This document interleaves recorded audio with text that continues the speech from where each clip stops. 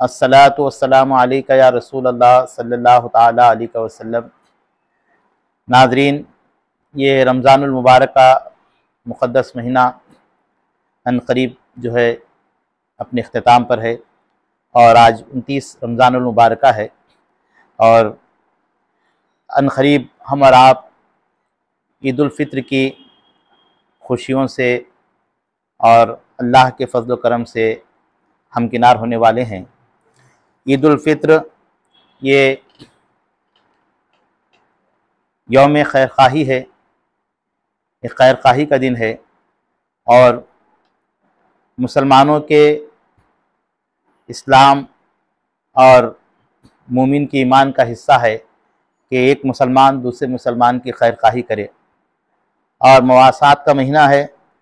हमें चाहिए कि हम ईद उल फ़ित्र के इस हसीन मौके पर, आप जानते हैं कि आज पूरे दुनिया में, आलम इस्लाम में मुसलमानों और उम्मत मुस्लिमा का हाल क्या है। बहुत सारे मुसलमान ऐसे हैं जहाँ पर भूख है, प्यास है, उनके पास ईद मनाने के लिए कुछ नहीं है। ख़ासकर मैं कहना चाहूँगा फ़लस्तीन के अंदर क्या हाल है वहाँ के मुसलमानों का, और हिंदुस्तान के भी कई इलाक़े ऐसे हैं जहाँ पर मुसलमान बहुत ही कसम परसी की ज़िंदगी गुजार रहे हैं।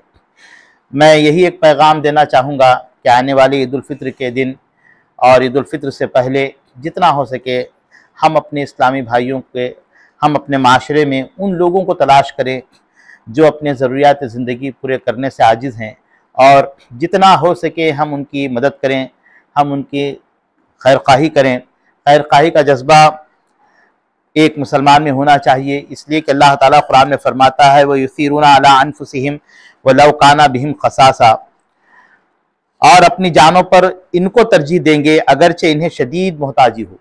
यानी ख़ुद तो मोहताज हैं, फिर भी जो है मुसलमान की पहचान है, मोमिन की शान है कि वो ख़ुद मोहताज होने के बाद भी दूसरों को अपनी जान पर तरजीह देता है। तो लिहाजा इसकी मिसालें बहुत हैं, अहादीस के अंदर, कुरान के अंदर दी गई हैं। वाक़यात सहाबा में मिलता है कि अल्लाह के नबी सल्लल्लाहु अलैहि वसल्लम ने सहाबा की ऐसी तरबियत फरमाई थी कि सहाबा इकराम आखिरी वक्त में भी अपने दूसरे इस्लामी, अपनी ज़िंदगी के आखिरी वक्त में भी वो अपने दूसरे इस्लामी भाई के बारे में सोचते थे। एक बड़ी मशहूर हदीस है, जंगे तबूक के मौके पर गालिबन जो है जब जंग फतेह याब हुई और ज़ख्मी मुसलमानों को तलाश करने के लिए मुसलमान निकले, तो हज़रत हुज़ैफ़ा रज़ी अल्लाह तआला अन्हु फरमाते हैं कि मैं जो गया तलाश करने के लिए और साथ में पानी का एक मशकीज़ा भी लेकर गया, और जब मैंने अपने एक चचादाद भाई को तलाश करने गया तो देखा कि वो एक जगह बड़े ज़ख्मों से चूर सिसक रहे थे। मैं उनके करीब गया और उन्हें कहा क्या आप पानी पिएंगे? तो उन्होंने कहा पानी की प्यास लगी है, मैं पानी पीऊँगा। मैं मशकीज़ा पानी का उनके लबों के करीब ले जाता हूँ तो वो मेरा हाथ पकड़ के इशारा करते हैं दूसरी तरफ, कहते हैं मेरे उस इस्लामी भाई को मुझसे ज़्यादा ज़रूरत है पानी की, आप उन्हें पानी पिलाइए। फिर मैं दूसरे साहब के पास जाता हूँ तो वो भी जो है पानी की ज़रूरत महसूस कर रहे थे, बहुत प्यासे थे और ज़ख्मों से चूर थे। उनको मैंने पूछा कि पानी पिएंगे? उन्होंने इशारा किया, हम मुश्किज़ा लेकर लबों के करीब ले जाते हैं तो फिर वो इशारा करते हैं मुझसे ज़्यादा ज़रूरी एक मेरे फ़लाँ भाई को है, आप उनकी तरफ ले जाइए। तो ये आखिरी वक्त में भी जज्बे खैरख़ाही ऐसा था कि अगर मुझे मौत आती है तो आ जाए, लेकिन मेरा इस्लामी भाई, उसकी प्यास बुझ जाए, वो ज़िंदा रहे, उसकी जो है अच्छाई हो। तो इस्लाम में एक दूसरे की खैरख़ाही करना, अच्छाई चाहना, ये इस्लाम का हिस्सा है। और ईद उल फ़ित्र का जो दिन है ये खैरख़ाही का दिन है। हमें चाहिए कि इन हालात में हम मुसलमानों की खैरख़ाही करें, एक दूसरे की खैरख़ाही करें। अल्लाह ताला जो है रमज़ान शरीफ की हमारी इबादतों को कबूल फरमाए। इसी नेकियों की बदौलत अल्लाह ताला हमारे रोज़ों को, हमारी नमाज़ों को, हमारी तिलावत कुरान को कबूल फरमाए।